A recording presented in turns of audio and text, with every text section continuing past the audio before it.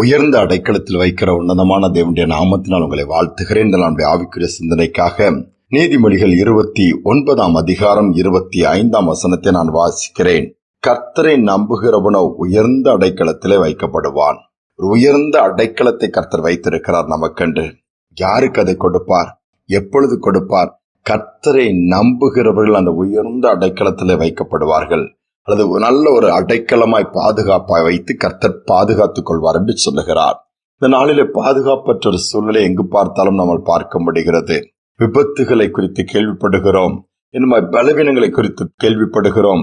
திடீரென்று வியாதிகள், நன்றாகத்தான் இருப்பார்கள், இப்படிப்பட்ட ஒரு பலவீனம் வந்து விட்டது, இப்படிப்பட்ட ஒரு பாதிப்பு ஏற்பட்டு விட்டது, இப்படிப்பட்ட ஒரு நஷ்டத்தை சந்தித்து விட்டார்கள், இப்படிப்பட்ட ஒரு இழப்பு ஏற்பட்டு பல விதத்தில அச்சுறுத்துகிற காரியங்களையும் செய்திகளையும் தான் இந்த நாட்களிலே கேட்டுக்கொண்டிருக்கிறோம்.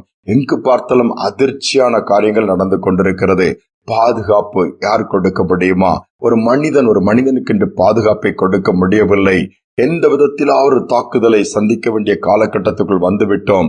யுத்தங்களை குறித்த செய்திகளை கேள்விப்படுகிறோம். ஒரு பக்கம் பஞ்சம், இன்னொரு பக்கம் வேலை இழப்பு, இன்னொரு பக்கம் கொடிய வைரல் வியாதிகள், ஜுரம் வருதுங்கிறாங்க, பாடி பெயின், ஏதாவது வித்தியாசமான நோய்கள். இன்னைக்கு பாதுகாப்பற்ற ஒரு நிலைமையில தான். காற்று மாசுபட்டு போய்விட்டது. தண்ணீர் ஏற்கனவே கெட்டு மாசுபட்டு இன்னைக்கு நாம் காசு கொடுத்து வாங்கி குடிக்க வேண்டிய ஒரு நிலைமையில் தான் நாம் இருக்கிறோம். இன்னைக்கு உஷ்ணம் தாங்க முடியவில்லை. எல்லா பக்கங்களும் இயற்கையும் எதிராக மாறிவிட்டது. பாதுகாப்பு எங்கே? அடைக்கலம் எங்கே? கர்த்தரிடத்தில் தான் இருக்கிறது. எப்பொழுது கிடைக்குமாம்? கர்த்தரை நம்பும் பொழுது. ஆண்டவரே, நீர்தான் என் அடைக்கலம் என்று சொல்லுங்கள். சங்கீதம் 91 பார்க்கிறோமே, நான் கர்த்தரை நோக்கி, நீர் என் அடைக்கலம், என் கோட்டை, என் தேவன், நான் நம்பியிருக்கிறேன் சொல்லுவேன். வார்த்தையின்படி நாம டெய்லி அதை சொல்லணும்னு ஆண்டவர் எதிர்பார்க்கிறார். நான் உண்மை நம்பி இருக்கிறேன் அப்பா, நீர்தான் என் அடைக்கலம் என்று சொல்வோம் என்று சொன்னால் கர்த்தர் நிச்சயமாக அந்த காரியங்களிலே கிருபைகளை கொடுப்பார். இந்த நாளிலும் கூட நம்மை தாழ்த்தி ஒப்பு கொடுத்து நம்மை முழுவதுமாய் ஆண்டோர் மேல் நம்பிக்கை வைக்க கற்றுக்கொள்ளுவோம். ஒரு அருமையான மிஷனரி குடும்பம் வட மாநிலத்திலே ஒளித்திருக்காய் போகிறார்கள். அவர்கள் எல்லாவற்றும் இங்கு வீடு இருக்கிறது, வாசல் இருக்கிறது, வசதிகள் இருக்கிறது.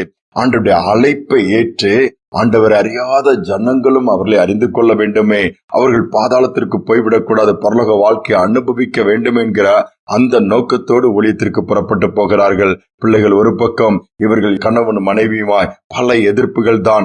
மலைப்பாங்கான இடத்திலே கரடுமுரடான பாதையிலே கடந்து சென்று ஊழியத்தை செய்கிறார்கள். எதிர்ப்புகள் வருகிறது.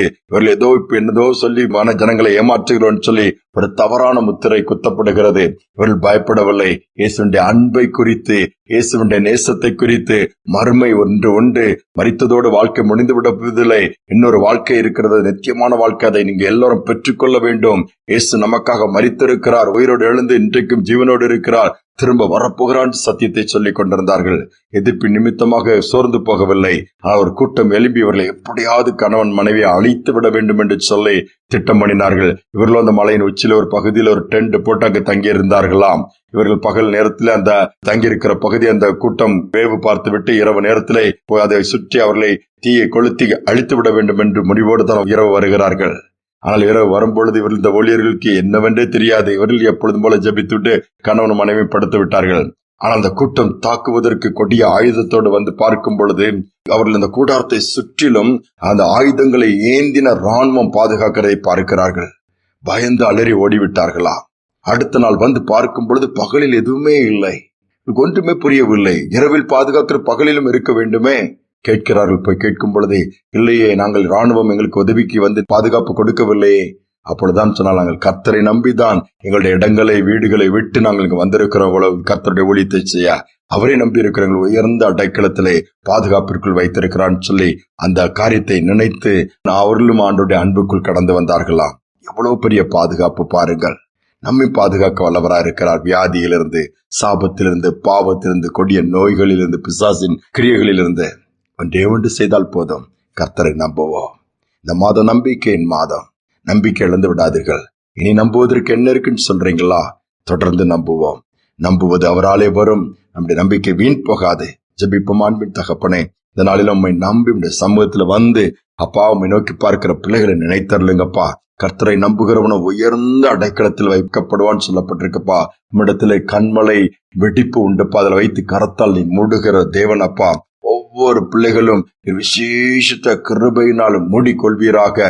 கண்மலையின் வெடிப்புக்குள் வைத்துக் கொள்வீராக. கிறிஸ்துவின் அடைக்கலத்திலே சிலுவையின் நிழலில் நீர் வைத்துக் கொள்வீராக.